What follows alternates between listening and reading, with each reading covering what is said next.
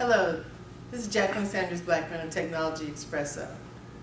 Technology Expresso is most known for their podcast, but this time I'm in front of the camera. Technology Expresso also has a STEAM channel that focuses on the industries of science, technology, engineering, art, and math.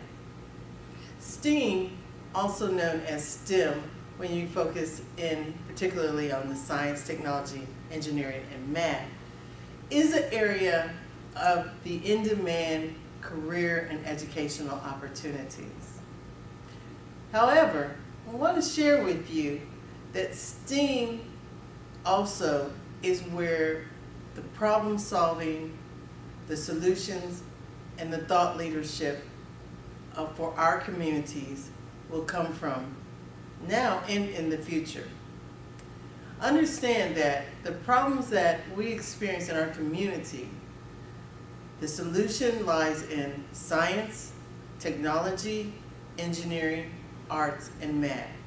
And by us not focusing in those areas, we're turning over key decision making to others, which are going to impact your current lifestyle, your livelihood, as well as those of the future generations. This is something that is bigger than a career or a degree or education.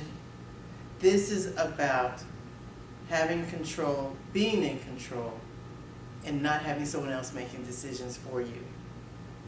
So, first of all, one of the things we like to do at Technology Expresso is to kind of break down the walls and the barriers so that people aren't intimidated.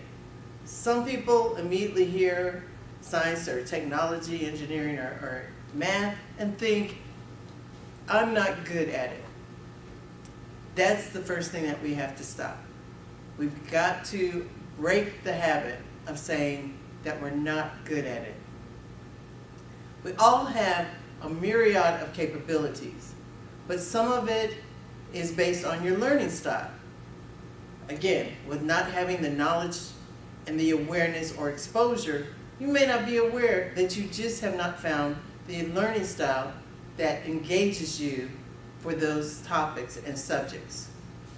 I've not only heard young people and students say they're not good at it, when I'm with their parents, I hear that same thing. I hear people say, he's not good at it just like I wasn't when I was in school. This conversation and this dialogue, when you're feeding on that diet of what you're not good at, you're actually building up false barriers. And those barriers will follow you for a lifetime.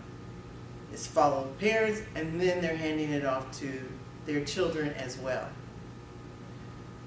We have to dive in and be committed to not letting these barriers stop us until we find the right learning style for our children and for ourselves. There has to be a concerted effort, just like in any other endeavor. In our communities, sports is highly elevated. When you have a student that shows any promise in the area of sports, the family will get fully behind them, get them the right coaches, make sure they have the right equipment. They'll practice and practice and practice. That same effort and commitment applied to the education of our young people will turn this whole void in the STEM pipeline. This is something that not only do we need to look for the young and the gifted in our community to help nurture them, but we also need to let those who might even be struggling realize that there is other components of STEM. For example, a lot of people think if you're in IT or technology that you're a coder. That in and of itself is just a lack of information and knowledge. They need the exposure that there is a whole neighborhood of career opportunities.